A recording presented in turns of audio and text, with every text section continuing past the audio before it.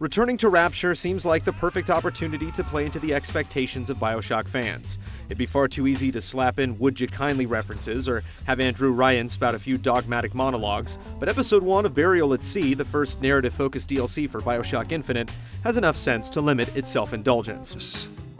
After a brief noir-styled opening, Burial at Sea lets you loose in a pristine Rapture, 1 year before it gets torn apart. The glitz and glamour of the underwater city is nothing short of a marvel. Enveloping yourself in the white glow of Rapture records, or being surrounded by giant Sander Cohen paintings, is a joyful realization of the troubled paradise hinted at in 2007. What happened to these children? What are they? Where have you been? Cabin in Arcadia?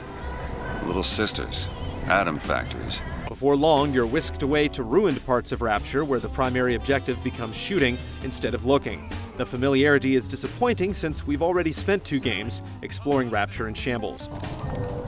Whereas Infinite focused on mobility and large groups of enemies at once, Burial at Sea is significantly scaled down, emphasizing resource management over constant action. Since ammo is scarcer, you're encouraged to sneak around and set up traps whenever possible. The retooling of fights is appreciated, but it's too bad the new offensive options didn't receive the same care. The Old Man Winter plasmid that lets you freeze and then shatter enemies is hardly notable since it's almost identical to Winter Blast in Bioshock 1 and 2. Radar Range, the new weapon, is far more creative.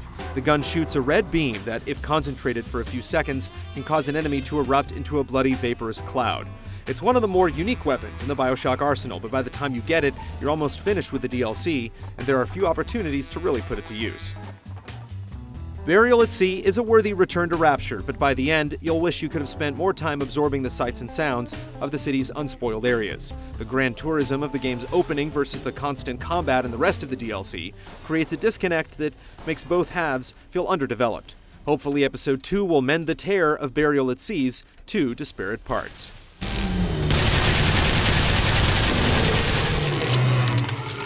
Mr. DeWitt, the girl!